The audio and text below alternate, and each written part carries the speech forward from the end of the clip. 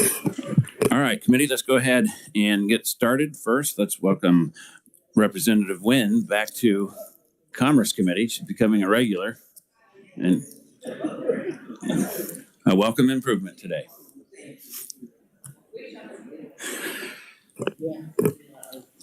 All right, so the first item on the agenda is a hearing on HB 2399 for Freelance is Not Free Act. And can we get an update from or a overview from the reviser, please? Thank you.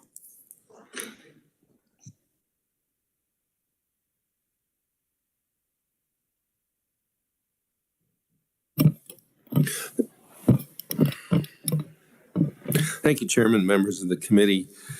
House Bill 2399, the Freelance Isn't Free Act, provides protections for freelance workers, including provisions requiring written contracts, requiring timely and full payment for services, and establish enforcement of such protections through a private cause of action and through investigations and by the Secretary of Labor and by the Attorney General and civil actions by the Attorney General.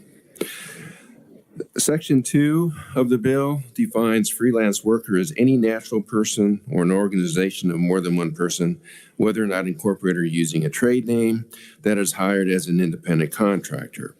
The term does not include sales representative, attorneys, licensed medical professionals. The hiring party, that the person or business that hires a freelance worker, means any person who retains a freelance worker for any purpose, but does not include the United States government or any part of state government or the legislative or judicial branches, a city, a county, or any foreign government. Section 3 requires that any contract between a hiring party and a freelance worker of $500 or more must be in writing. And the $500 limit would include the aggregate of all contracts during the preceding 120 days. There is certain information that must be in that contract. It has to contain the name and address of both parties, an itemization of services, value of the services, rate and method of compensation, date of payment, or a mechanism by which the date of payment is going to be determined. And that section also provides that the Secretary of Labor may require additional terms pursuant to rules and regulations. And the Secretary of Labor and the Attorney General are given rule and reg authority in this bill. Section 4 provides that the freelance worker must be paid by the date payment is due under the contract, or if for some reason the due date is not specified in the contract, not more than 30 days after the completion of services. A hiring party is forbidden from forcing a freelance worker to accept less compensation than agreed as a condition of timely payment. Moving to Section 5, Section 5 prohibits a hiring party from threatening, harassing, or denying a work opportunity against a freelance worker, or discriminating against a freelance worker, or taking any other action penalizing or reasonably likely to deter a freelance worker from exercising or attempting to exercise any right under the Act or from obtaining future work opportunities. Section 6 provides part of the enforcement structure of this Act. The freelance worker may file a complaint alleging a violation of the Act with the Secretary of Labor. The time limit is 2 years after the violation. The Secretary is required to prescribe the form that is to be used and contains certain information in that form. And then upon receiving the complaint, the Secretary is to refer the freelance worker to a program, an assistance program for freelance workers that is set up in Section 10. The Secretary does not have jurisdiction over a complaint if either party has initiated a civil action with respect to the complaint, unless that civil action is dismissed without prejudice. The Secretary also does not have jurisdiction if either party has filed the claim before any administrative agency under any local, state, or federal law alleging breach of contract, unless such action has been withdrawn or dismissed without prejudice. If the Secretary determines that the Secretary lacks jurisdiction, the Secretary of Labor is to notify the parties. Otherwise, the Secretary provides notice by certified mail to the hiring party of the complaint, along with certain information that's specified there in Section 6. The hiring party must respond by either providing proof that the freelance worker has been paid or stating that the freelance worker has not been paid and the reason why. The Secretary of Labor then provides that information to the freelance worker and advises the freelance worker about his or her options, either bringing a civil action or proceeding with the complaint through the Secretary of Labor. If the Secretary receives no response from the hiring party within the specified time, the Secretary mails notices of that to both parties, and then the Secretary completes the Secretary's investigation based on the facts available to the Secretary and provides the results to the Attorney General and closes the case. The Secretary advises the freelance worker that the freelance worker may either pursue a private action or may request the Attorney General to pursue the action. And later we'll see that the Attorney General has discretion to pursue on behalf of the freelance worker a civil action in this circumstance where the hiring party has not responded, but does not have discretion if there is, in fact, an investigation and administrative procedure through the Secretary of Labor.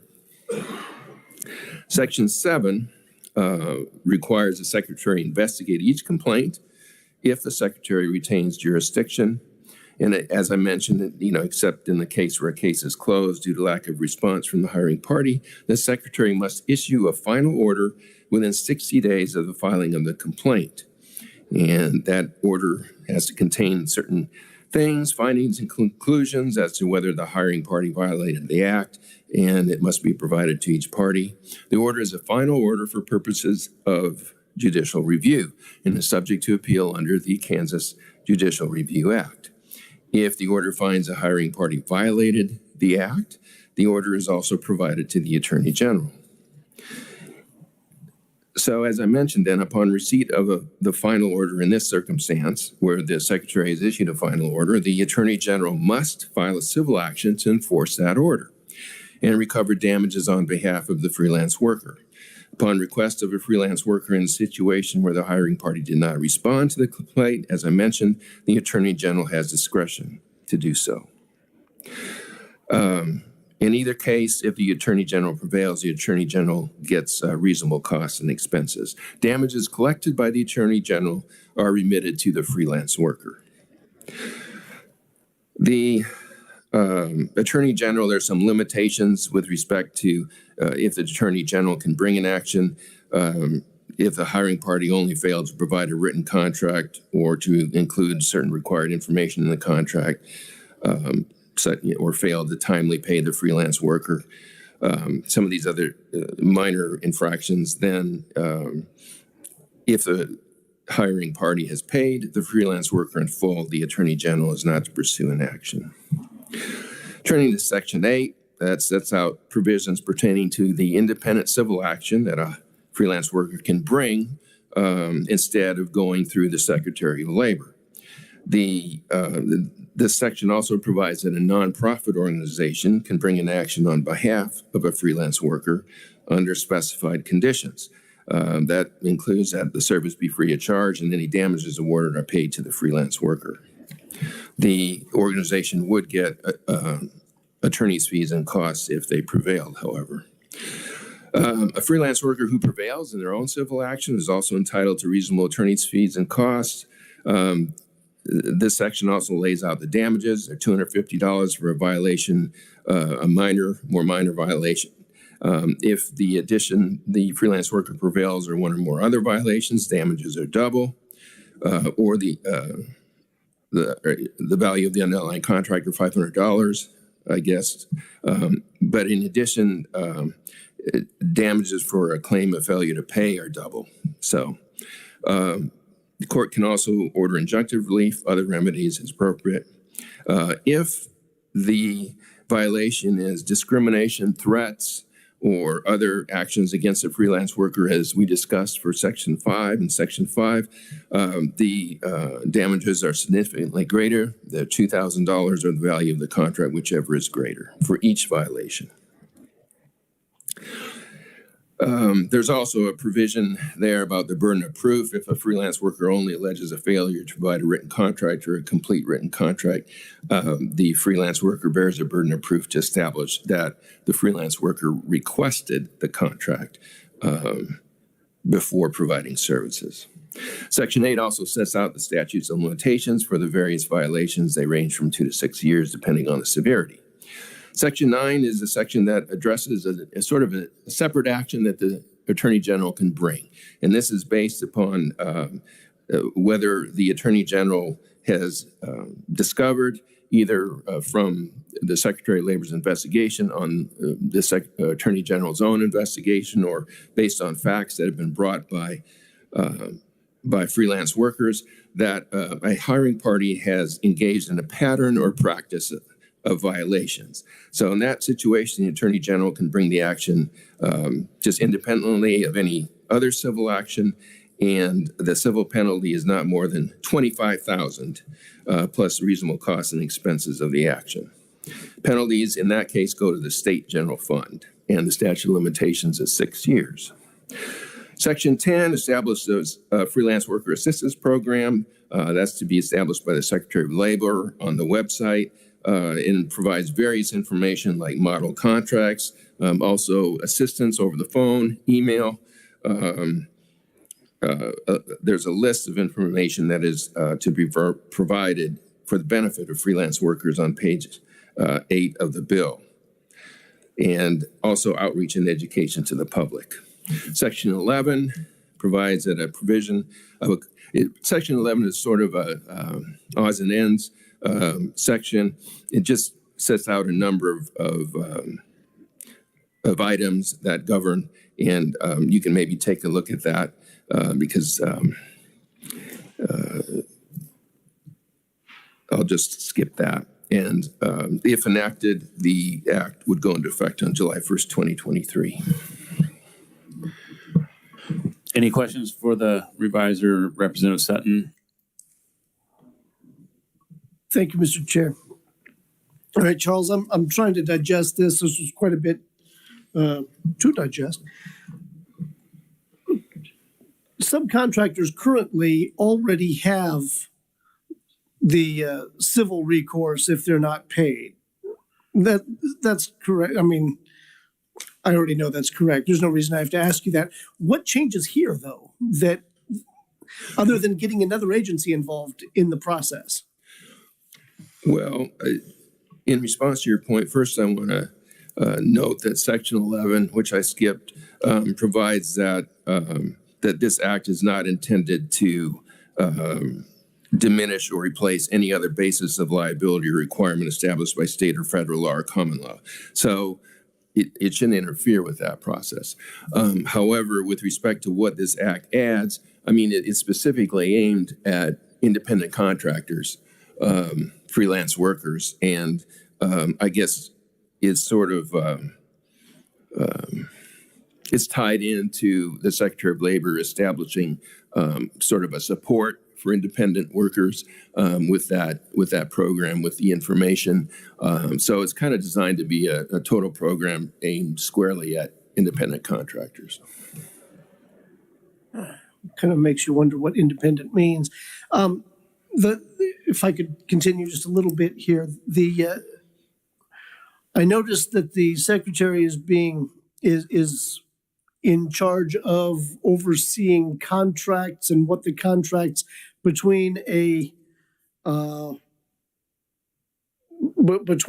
self-employed or a freelance worker and another company might look like.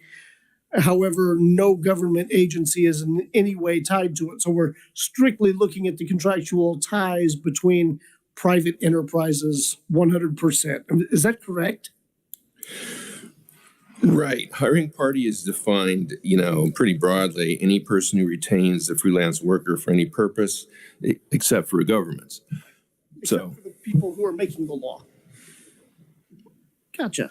All right, thank you. I think that's all I have for you, but there might be some other ones boiling around. Thank you, Mr. Chair. Representative Christy Williams. Thank you, Mr. Chair. So my questions are section 3, and I hope I'm not missing something here, but it's only freelance workers are required to have this written contract. Is there anyone else in statute that has to have a written contract, not-for-profit businesses? I would have to investigate that, but I would think that, yeah, I mean, there are provisions where certain levels of a contract generally need to be written, but I'd have to check up on that and find that for you. If you would, because I mean, I just find it interesting that we're only picking on freelance. I would think most of the time businesses would choose to have a written contract, but I don't think that that's generally always the case. So I'm just wondering what statutes might govern that. And I could be wrong about that. I'll have to investigate that to be sure. All right. And then on section 9, get to that. Section 9, it says, when the Attorney General determines that reasonable cause exists to believe that a hiring party has engaged in a pattern or practice of violation of this act, would not having a contract be in violation of this act?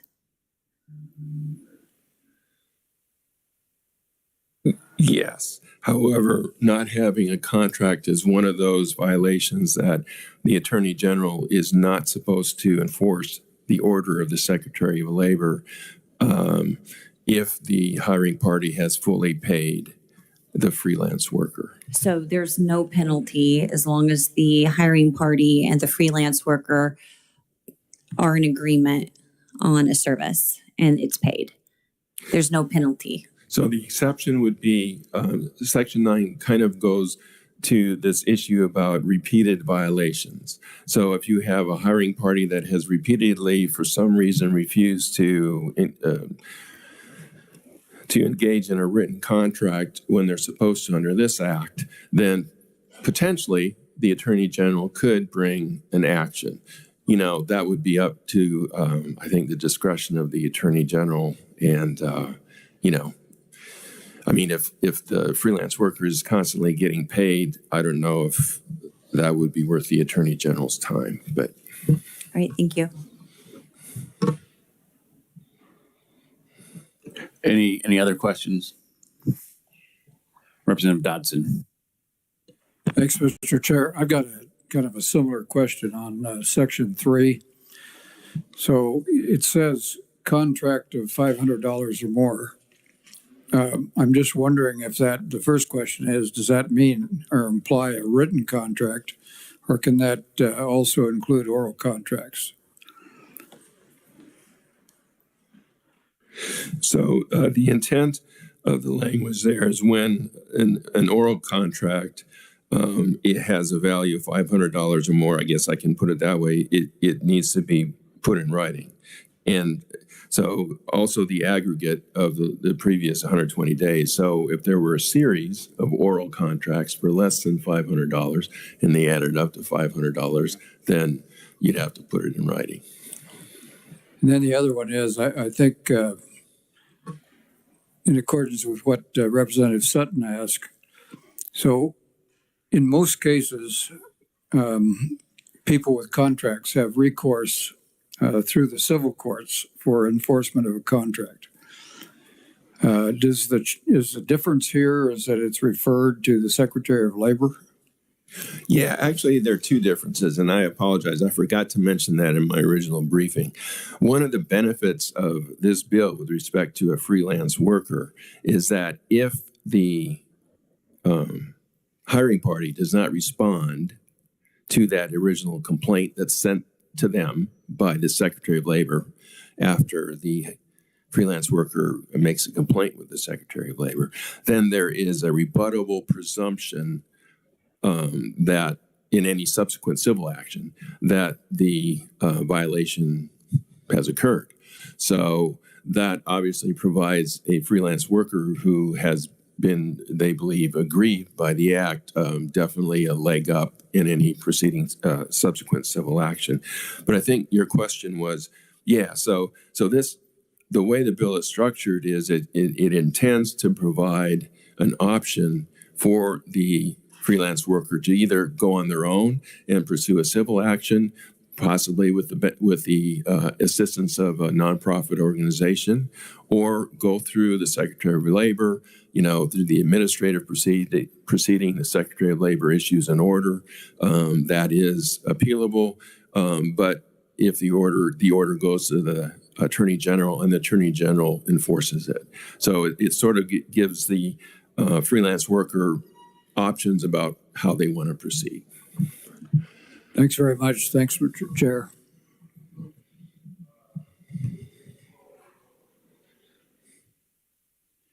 I had a further question on the no contract.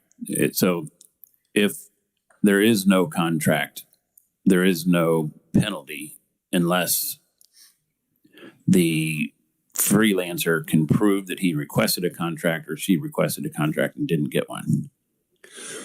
Right. If that's the only violation, correct. So if there's no contract. I'm sorry. Well, go ahead. Go ahead, sir. I was just going to say, if the violation is, oops, we didn't make a written contract, if that's the only violation, then yes, the freelance worker has to prove that they requested that the contract be in writing. All right. And then this bill currently, the way it's written, would apply to, say, a homeowner that has a handyman come over to do some projects. Yes. Okay. All right. I'm not seeing any other questions for you. Oh, I'm sorry. Well, Representative Carpenter. Thank you, Mr. Chair. So that brings to me, so those contractors have mechanics liens and that kind of stuff available to them. So this could be a substitute for filing a mechanics lien like they do. So I had a discussion with the person that brought the bill here, and I think his intention was not to have homeowners included in this, and I think that would come out if we work the bill. Okay, because automotive shops have that same Right. ability. Okay, Yep. Thank you. Thank you, Mr. Chairman. All right, no more further questions. Thank you. I think we have an online conferee. Jeremy Lips. Yes. Chairman and other representatives, thank you for giving me the opportunity to speak to you on behalf of myself and in some small way, I guess, the Freelance Exchange of Kansas City. I grew up in Kansas City, went to school in Kansas City, went to the University of Kansas, and only left Kansas City to attend school in Rochester, New York. I now reside in New York City, in New York City, New Jersey area, and Kansas City. I split time between the two for business. My personal experience with non-payment, the biggest one that I've had many of them throughout, I guess, my career. And they all have contracts. Some of them are more formal, I guess, than others, just depending on how often you're working with a particular company. But the biggest one was from about 2017 to 2020. I was working with a studio repeatedly, and I had many different roles. Was working for large multinational restaurant chains, but my client was the studio. The restaurant brands or the agencies were the client to my client, basically. So my agreement wasn't with them; it was with specifically with the studio. And the studio was always late on payment.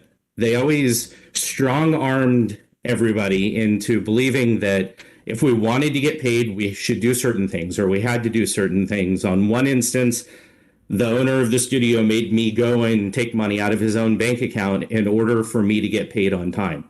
And there are provisions in this bill that would protect me from certain things, like having to do that. The biggest one that the biggest issue that we had with this particular client ended up around the time of COVID, when COVID shut everything down. And we were all owed a bunch of invoices, and we were repeatedly told, well, we can't give you payment because we need that money to keep the studio afloat, even though his clients had paid him on my behalf, and the money that was supposed to go to me was just being held by him. He just wasn't paying us. And then as we all ended up banding together about the same time and figuring we needed to take action, there were over 22 of us, and the total he owed was over $400,000 for all of us. And by the time we all banded together to take that action, he went into a dissolution of assets for the business process, and none of us have received any money. On the positive side of this bill, this bill would have helped us because none of us knew where to start. None of us knew where to go. None of us had individually the means to take him to court because it's financially, by the time we're done, we don't actually make anything on our invoice anyway because we're paying it all to lawyers and paying court costs. So that, we'll probably never see any of that money personally. The way that this bill, or a similar bill that passed in New York City, has really helped my business personally is I have a terms and conditions section in my contract that I have my clients sign. I prefer to have my contract signed by them versus me signing their contract, because they generally don't write their contracts in a favorable manner towards the freelancer. And for me, it's easier for me to say, this is what I expect, and then we can talk about whether or not things need to change. And so in my own contract, I added a terms and conditions clause that got broader than it was before. It had always said payment was due within 30 days and that I reserved the right to charge a late fee after 30 days. But now I cite the freelancer bill that passed in New York City on every one of my contracts. And since I've done that, I would say 95 to 98% of my bills have been paid on time or early. Thank you. All right, so I have a question for the revisers. Would this bill help somebody, even if he mentioned a dissolution of assets or a bankruptcy, there's still no way to get any money out of that. So this bill wouldn't really help in that situation, would it? No, okay. Any questions for the conferee? I'm not seeing any. Thank you very much, sir. Thank you. I don't think we have anyone else to testify on this bill. Is there somebody else? Raphael. Thank you to the chair and to the entire committee for the opportunity to give testimony in support of this bill. I am Raphael Espinal, the president of the Freelancers Union and a former New York State representative and New York City Council member. The Freelancers Union represents over 500,000 members nationwide, with over 1,000 of those living in Kansas. Freelancers work in all corners of the state. Freelancers are service providers, micro business owners, and contractors working as accountants, healthcare workers, writers, and adjuncts. They are creatives working as artists, photographers, musicians, designers, and makeup artists. These workers offer valuable skills, efficiency, and on-demand labor to large and small businesses. They are truly the backbone of the nation's economy. Over numerous surveys and studies, we've found that over 70% of freelancers in Kansas have faced non-payment issues, and the average unpaid freelancer loses nearly $6,000 per year. For our members, this represents about 13% of their annual income. This legislation will provide badly needed worker protections and stronger business practices for companies that utilize freelance workers. By mandating written contracts, we help both parties set clear expectations at the outset to mitigate future conflicts. 30-day payment terms ensure that workers are not forced to borrow to cover the distance between the day the work is completed and the day the check arrives. By formalizing and increasing penalties for non-payment, we dissuade unethical business practices. While freelancers can currently sue if they aren't paid in civil court, it is often counterintuitive if they don't have a written contract to show proof of the initial agreement. This law currently exists in Seattle, Minneapolis, New York City, and also is currently being discussed in Los Angeles. We believe that being able to offer freelancers the additional support and protections in the state of Kansas, down payment claims will make this bill will make the state a leader in the country's heartland in the efforts to increase and support the protections for independent workers. We look forward to working with this committee and the representative on passing this important legislation. Thank you for your time and consideration. Committee, any questions? Not seeing any. Thank you, sir. Is there anyone else that would like to testify as a proponent?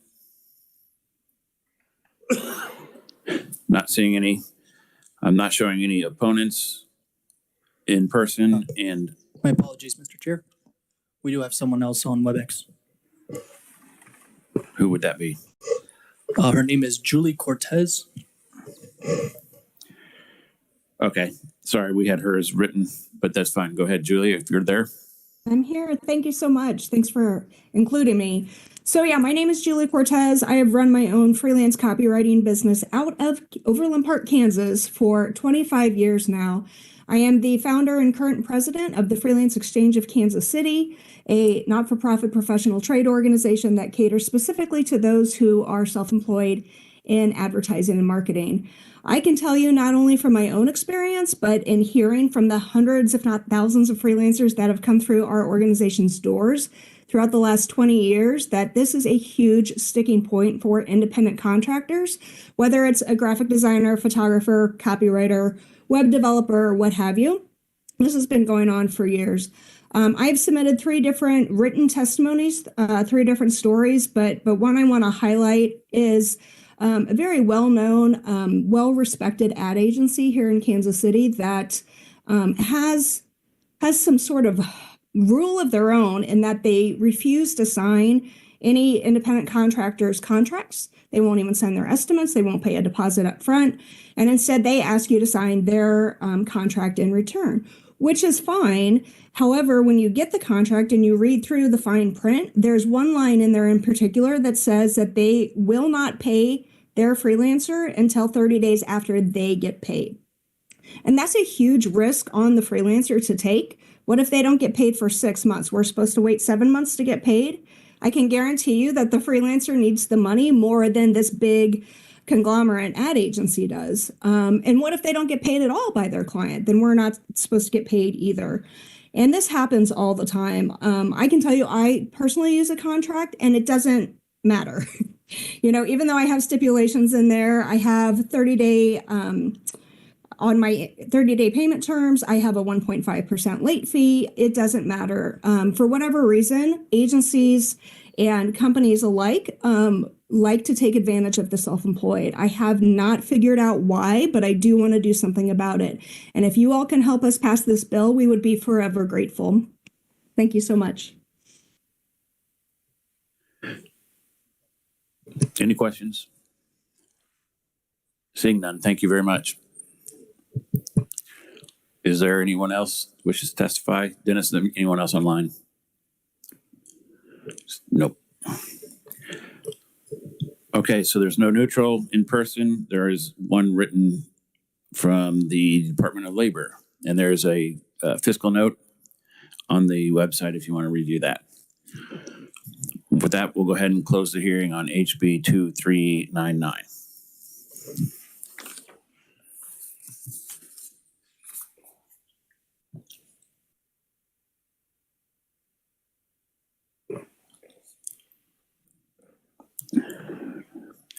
All right, committee, we're going to try to work a couple of bills here today.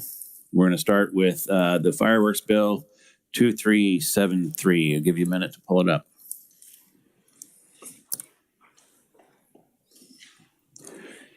And Charles, if you could give us an overview of what the bill does. Thank you, Chairman. The committee will recall that this bill extends the currently seasonal period of time that seasonal retailers can sell fireworks, and that is currently set by regulations of the state fire marshal. It provides that seasonal period is going to be from June 27 through July 5 and from December 26 through January 1 of each calendar year. So it puts the period in statute and it sets out the timeframes. All right, committee, is there any discussion on this bill or amendments to the bill? I do have an amendment.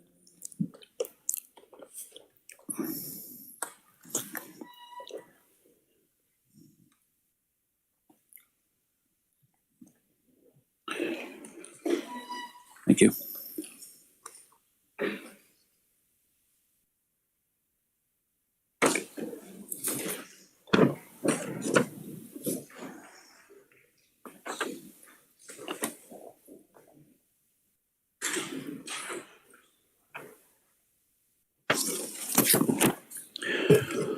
So basically what this amendment does is just allow fireworks stands or fireworks buildings to sell all year long instead of just at certain times.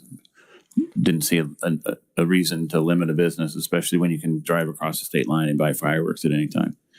Representative Sutton, you have a question? I do not have a question. I'd like to second your motion in advance, but because I like this amendment, we were just having that discussion. The local municipalities, counties, and cities already get to decide when it's going to be allowable in their particular area. Having the state interfere with that in any way, I don't see the point. We'll make it open year round. They can decide when they want it sold in their areas. I like it. Yeah, it's important to point out that this does nothing to preempt any local authority at all.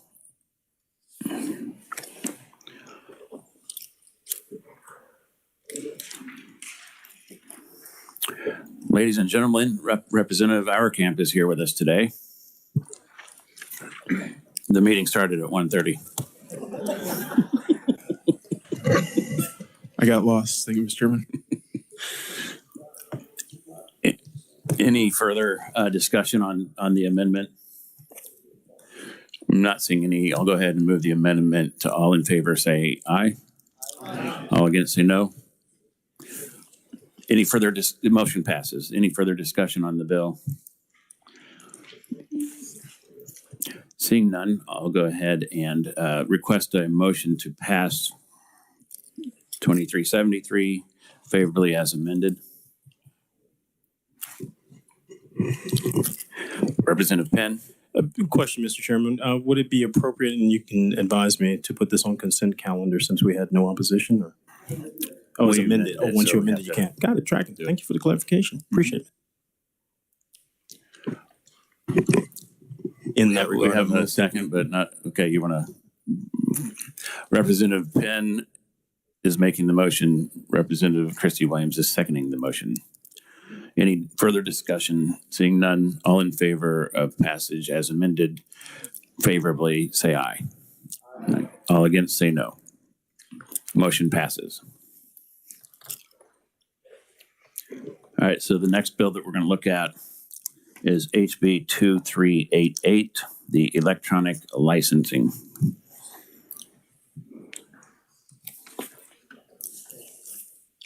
And we'll get a overview of what the bill does from the reviser. Thank you.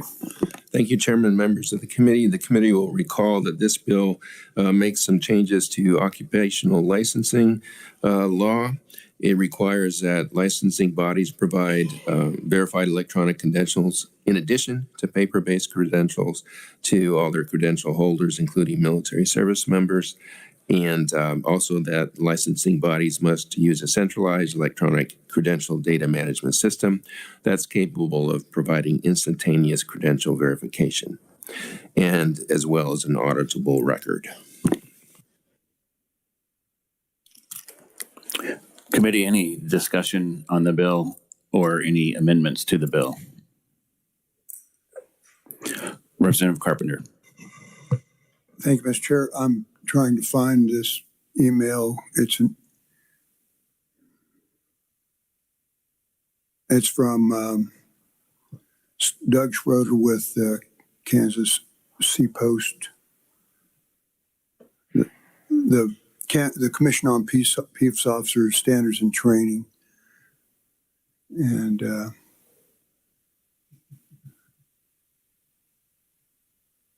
hang on, they're just asking to be exempt from these requirements.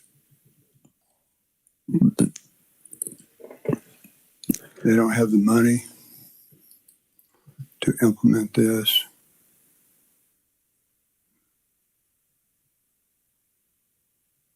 I'm sorry, who did you say that was from? Did we all receive an email? I don't know. I can certainly forward on it. I'm not sure why he picked me out.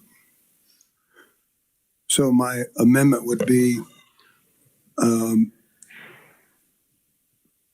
this section shall not apply to the practice of the law or the regulation of attorneys pursuant to KSA 7-103 and amendments thereto, or the certification of law enforcement officers pursuant to the Kansas Law Enforcement Training Act, KSA 745601, ET, and amendments thereto.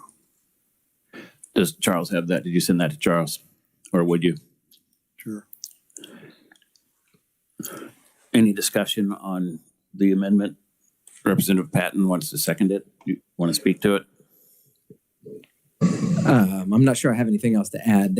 Law enforcement did raise that concern with me after the hearing the other day, that they just didn't want their information to be publicly searchable, names, addresses, that type of stuff for law enforcement. And they were concerned it was, so they wanted to be exempted from this. Seems reasonable enough. Representative Dodson? Yeah, when we had this discussion, when we did 2066, I'm not sure that law enforcement was excluded from that. I just don't want to get any confusion between that and what we're doing electronically. I do favor the electronic bill. We just had a meeting with the VFW and American Legion down in the caucus, and they're all anxious to get this done. So I just want to make sure that there's no difficulty between those two. I do recall that we had a conferee from Nursing Association, and I think that was accommodated, if I recall correctly, because it didn't prevent them from still doing the things that they need to do. It just passed through an electronic media. But I don't know, Charles, will this interfere in any way with what we did under 2066? Charles? I'd have to take a look at that bill. I can't answer right now. He'll have to get back to you on that, but I think all this does is make it electronic, and it doesn't interfere with that. It certainly doesn't interfere with the nursing contract. I do not, the compact states, so I know that. Thank you. I think I agree with that. Thank you. Well, Representative Carpenter. Thank you, Mr. Chair. So have you looked at the fiscal note on this? I looked at it this morning. There was quite a discussion in the fiscal note from various agencies that did not have the funds to implement this program. I'm trying to pull it up here as we speak. There is a fiscal note. It's on the website.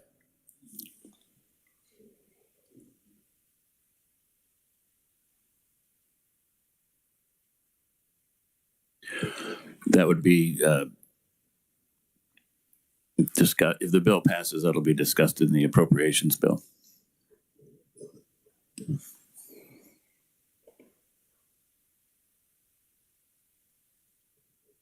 Representative Probst.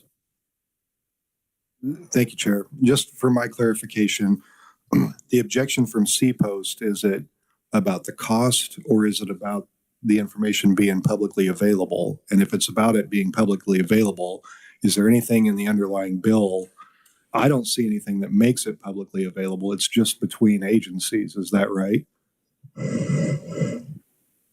Representative Carpenter? Or Charles? I just closed out that screen and I'm on another one. Sorry. Representative Hoffman? Thank you, Mr. Chairman.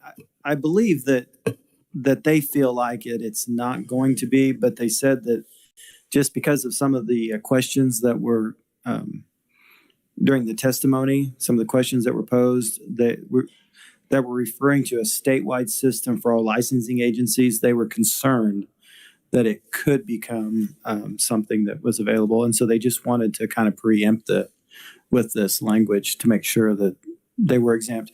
And then they also did bring up that the costs associated with exporting all our data into a centralized system could be prohibitive. So a little bit of both. Representative Probst. Thank you for that. Charles, is there anything that, I mean, this is a contained system, if I understand it right, between licensing agencies. Nothing about this says these are public records. So there's nothing, go ahead. Chairman, so there's nothing that I can think of in the bill that does anything different with credentials other than that it requires that there be both paper-based and electronic credentials. Representative Shu. Thank you, Mr. Chair. I guess I'm just of the opinion is if the peace officer's argument is legitimate, that's certainly legitimate towards probably any of the other boards as well and licensures as well. If we're going to prohibit from being public, then it's probably appropriate to do it for most of the other boards as well.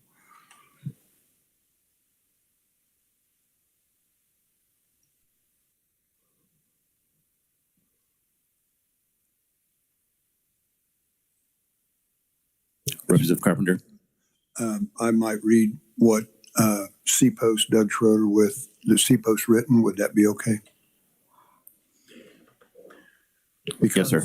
The Central Electronic Record System, referenced in page 7, lines 3 and 4 of the proposed legislation is not further defined. We envision an in-house centralized system accessible only to law enforcement officers in our initial reading of the bill. However, the testimony and questions posed by the committee members during that hearing referred to a statewide system for all licensing agencies. The bill does not specify whether the system will be accessible only to the licensees, to a specific license category, or if it will be publicly searchable.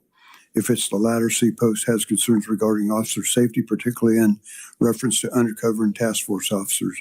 We also have concerns about the cost associated with exporting our data to a centralized system. All right. So like I said earlier, the cost would be in the appropriations bill. And, well, I'm not quite sure that it's publicly searchable, but the questions that came up were around that. I don't recall the questions that you were on. All right. So any further discussion? Charles. Just something Eddie brought to my attention. If you'd be willing to provide clarification as to the intent of the amendment, is it to exclude that law enforcement organization from the entire bill or just the electronic verification?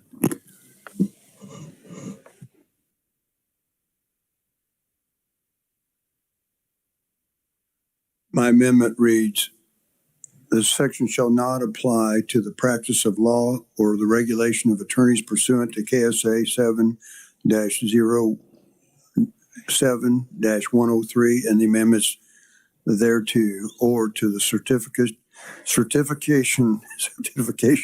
of law enforcement officers pursuant to the Kansas Law Enforcement Training Act, KSA 745601, and amendments thereto.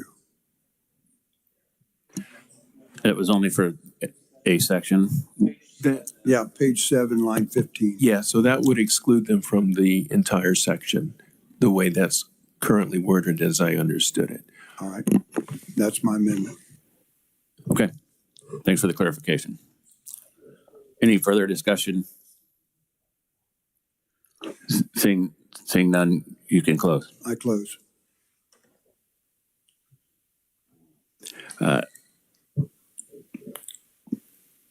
You heard the motion seconded by Representative Patton. All in favor, say aye. Aye. All against, say no. No. The ayes appear to have it. The ayes do have it.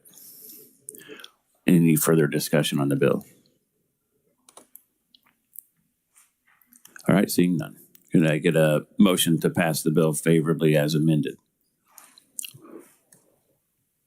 Representative Dodson. Yes, Mr. Chair, I recommend we pass favorably House Bill 2373 as amended. Seconded by... Correction, 2388. Oh, that was almost a doozy. Seconded by Representative Carpenter. Any further discussion? Not Representative Shue. Thank you, Mr. Chair. Not to belabor this anymore. I just personally feel like this bill, I just don't have a good handle on maybe the unintended consequences. I plan on voting no, but just wanted to make that point.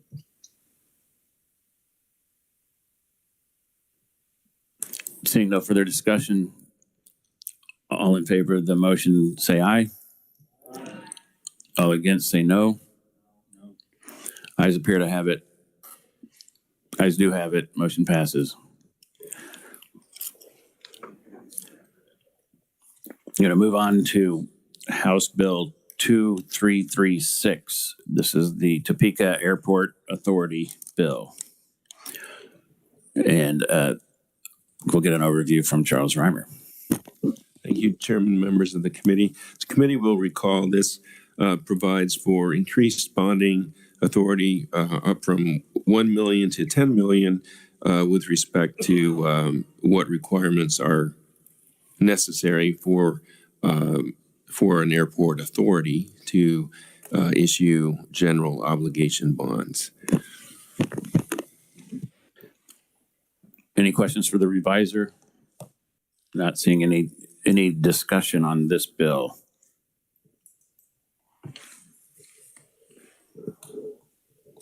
Any amendments on the bill? Not seeing any.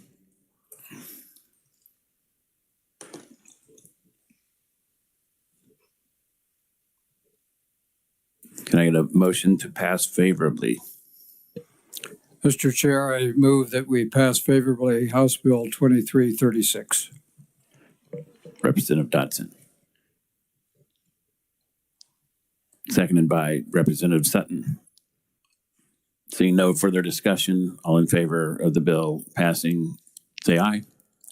All against, say no.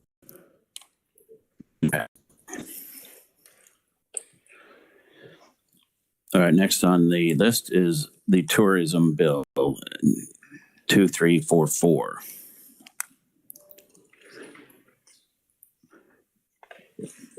Charles Reimer.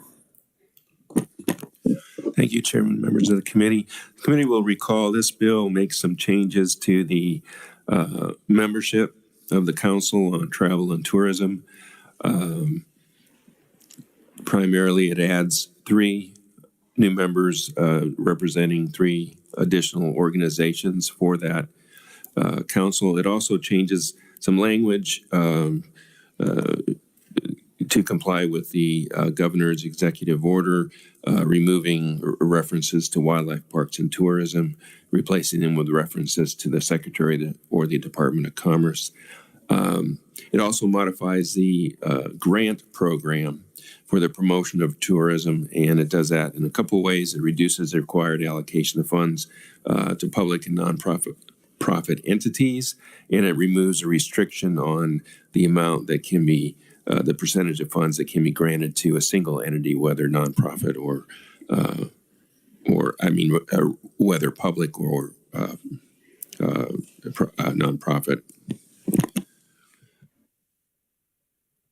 Any questions for the reviser? I think just a refresher, the bill was intended to clean up the moving from one part of the administration to another. Representative Williams, did you have a question?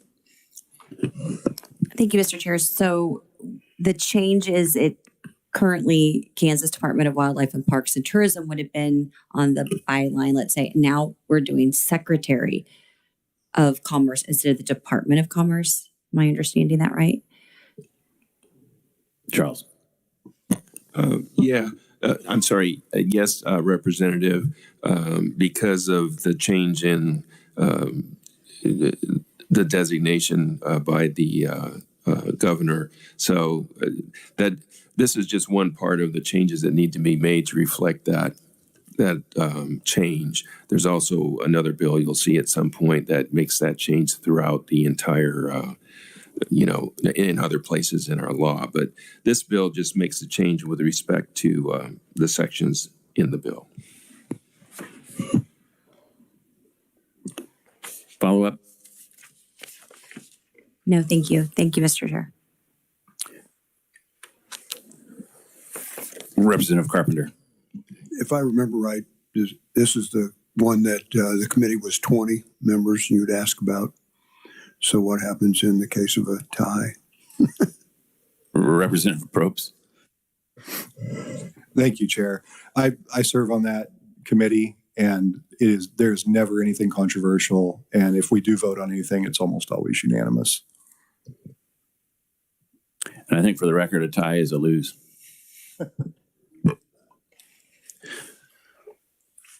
Charles. I was advised I didn't answer Representative Williams' question. So, no, there really isn't any significant difference between referring to the Secretary of Commerce and the Department of Commerce. Generally, in law, when you're directing the Department of Commerce to do something, you refer to the Secretary of Commerce. So there really isn't any difference.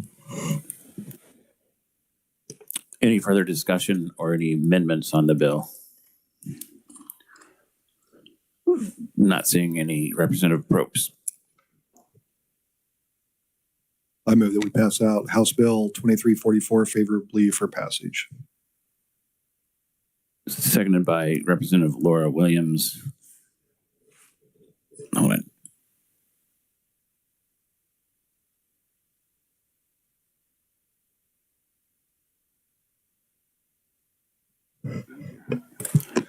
Representative Probst. Mr. Chair, without objection, I'd move that we put this on the consent calendar. Is that okay with the second? All right. All in favor of the motion, say aye. All against, say no. Motion passes.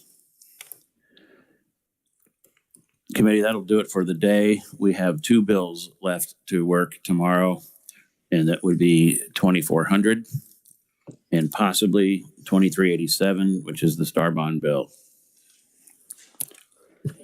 With that, we're adjourned. Thank you.